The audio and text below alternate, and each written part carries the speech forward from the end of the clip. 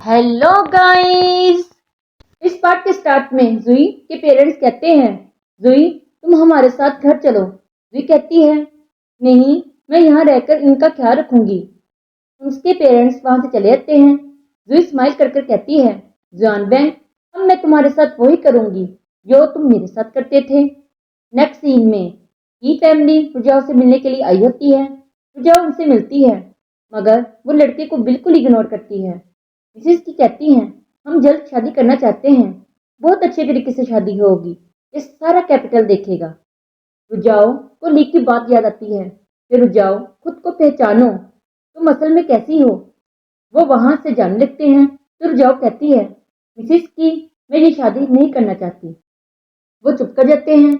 Next scene में mister John by रुझाव पर गुस्सा करते हैं और कहते हैं, अगर तुमको ये शादी नहीं करनी थी तो हमें बता देती, उनको इनकार करने की क्या जरूरत थी। तुम्हारी मदर को कितना एम्बेरस फील हुआ। रुझाव कहती है, मदर को एम्बेरस फील हुआ, और जो मैं एम्बेरस फील करती हूँ उसका क्या। मिस्टर जॉन बाई कहते हैं, रुझाव तुम खुश क्यों नहीं हो। रुझाव कहती है, मैं मदर से खुश नहीं हूँ, उन्होंने हमेशा अपनी मर्जी से सब किया है, कभी ये नहीं जाना कि मैं क्या चाहती हूँ। जब मैं 8 साल की थी उन्होंने मुझे ट्रिप पर जाने से मना कर दिया।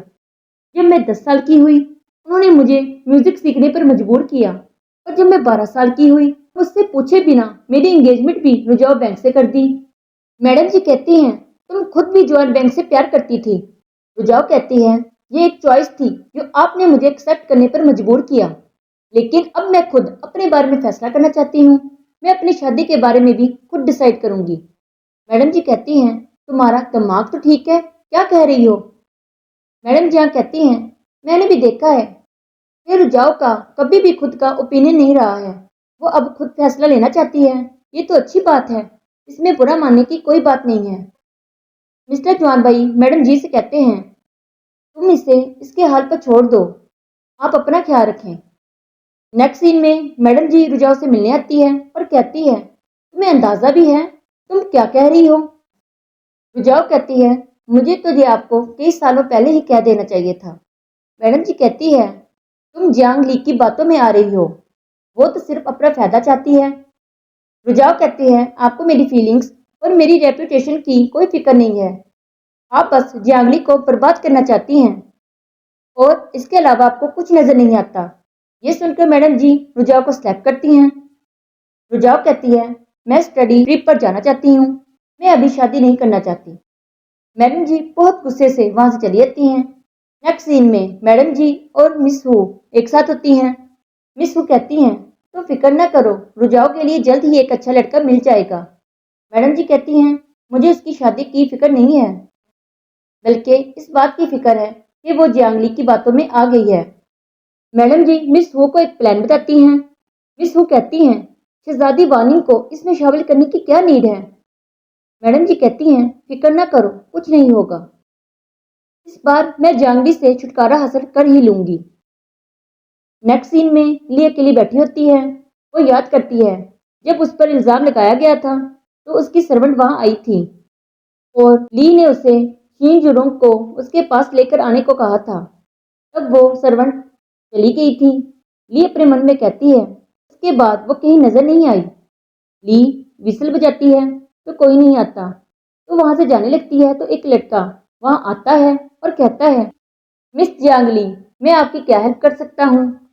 ली कहती है, तुम तो गार्डनर हो। वो कहता है, हाँ। ली कहती है, अच्छा तो तुम ड्यूक्सो के लिए काम करते हो, तुम कब से यहाँ पर हो। वो कहता है, 7 साल से। ली कहती है, 7 साल से। तो वो सर्वेंट कर जाता है।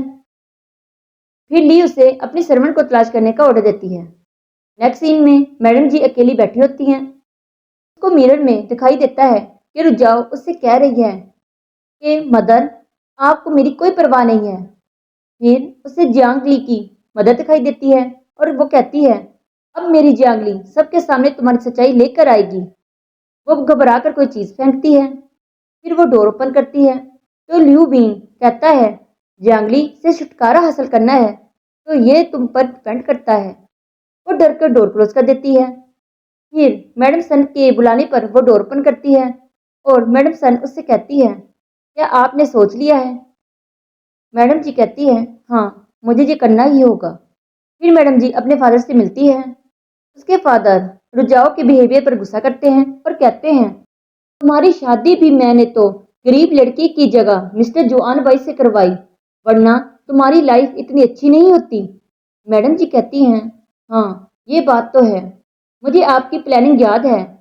जब जियांगली की मदर बीमार थी, मैं उनका ख्याल रखती थी। मगर आपने मुझे कहा था कि मैं उसको ठीक ना होने दूं, ताकि आप मेरी शादी मिस्टर जॉन बाई से करवा सकें। पहले मैं शादी के लिए राजी नहीं थी, मगर बाद में मुझे एहसास हुआ, अगर मैं लिव विन से शादी करती, तो मैं अच्छी लाइफ नहीं गुजार रही होती। आपने मुझे बुरा बनाया है, जैसे आज मैंने फिर बुरा किया है। आपने टी तो पी ही है। उसके फादर हैरान होकर कहते हैं, तुमने क्या किया? मैडम जी कहती हैं, ल्यूबीन वापस आ गया है। वो चाहता है मैं और बुरी बन जाऊं। वो बताती है, ल्यूबीन ने कहा है, मैं तुम्हारी हेल्प करूंगा। ऐसे तुम्हारे फादर ने मेरे साथ बुरा किया। मैं भी चाहता हूँ तुम अपने फादर से मेरी तरफ से बदला लो। वो नाइफ लेती है। उसके फादर रोते हुए उसको मना करते हैं। मैडम जी रोते हुए कहती है, मैं ऐसा नहीं कर सकती, और ये कहकर वो वहां से चली जाती है। नेक्स्ट सीन में ली एंटी हो से मिलती है और उससे जियो की डेथ के बारे में पूछती है। ली कहती है, मैं आपका साथ दूंगी, डर के जीने का कोई फायदा नहीं है। वो ली को कुछ नहीं बताती, तो ली वहां से जाने लगती है। तो एंटी हु भागकर ली से कहती है, जियो को किसी ने मारा था। फिर वो ली को बताती हैं, एक दिन जियांगली और जियो गार्डन में खेल रही थी। जियो के टॉय न देने की वजह से जियांगली रोने लग गई, तो मैडम जी ने जबरदस्ती टॉय छीनकर जियो को धक्का दे दिया। जियो के चोट लगने की वजह से डेथ हो गई। मैडम सन ने उसे वाटर में फेंक दिया और कह दिया कि टॉय उठाते हुए उसकी डेथ हो गई। मुझे ये बात कभी भी पता नहीं चलती, अगर मेरे सर्वेंट ने उसको ऐसा करते हुए देखा ना होता। ली कहती है, जियो को इंसाफ जरूर मिलेगा। मैं मैडम जी की सच्चाई सबके सामने लेकर कर आऊंगी। नेक्स्ट सीन में मैडम जी और ली दोनों घर वापस आती हैं। मैडम जी कहती है, तुम बारिश में बाहर गई थी, लगता है तुम किसी जरूरी काम के लिए गई होगी। ली कहती है, आप भी जरूरी काम के लिए ही गई थी।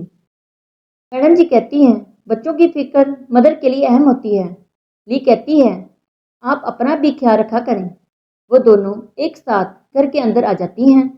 मैडम सन मैडम जी को बताती है, सर्वेंट से पता चला है जांगली वो से मिलने गई थी। मैडम जी कहती हैं, वो इतने सालों से पागल होने की एक्टिंग कर रही थी। कितना डिफिकल्ट रहा होगा उसके लिए। अगर ली उसकी हेल्प करेगी तो बहुत बड़ी मुश्किल में आ जाएगी। नेक्स्ट सीन में मैडम सन रुजाओ को कुछ पीने को देती है। रुजाओ वो पी लेती है। मैडम सन रो रही होती हैं और कहती हैं, कल सब ठीक हो जाएगा। रुजाओ हैरान होती है और कहती है, आपने ऐसा क्यों किया? फिर रुजाओ बेहोश हो जाती है। Next morning madam ji mister John बाई के साथ रुजाओ के पास होती हैं। वो रो रही होती हैं। मैडम सन कहती है, आजकल लोगों की डेथ सुपर नेचुरल वे से हो रही है। शायद कोई इवल स्पिरिट का काम है। हमें ल्यू वैन को बुला लेना चाहिए। वो ही रुजाओ को ठीक कर सकते हैं। मिस्टर जुआन बाई ल्यू वैन को बुलाने का ऑर्डर देते हैं। रुई ली के पास आता है और उसे रुजाओ के बारे में बताता है और कहता है, मैंने सुना है ल्यू वैन आ रहे हैं। वो इवल स्पिरिट को पकड़ लेंगे। ली कहती है, क्या तुमको वाकई लगता है रुजाओ के साथ इवल स्पिरिट ने ये किया है? रुई कहता है, अच्छा, मैं समझ गया। मैडम जी इतनी बुरी हैं, वो अपनी बेटी को तुम्हारे लिए यूज कर रही हैं। ली कहती है, अब तो मैं भी इस बार इवल स्पिरिट बनने के लिए तैयार हूँ।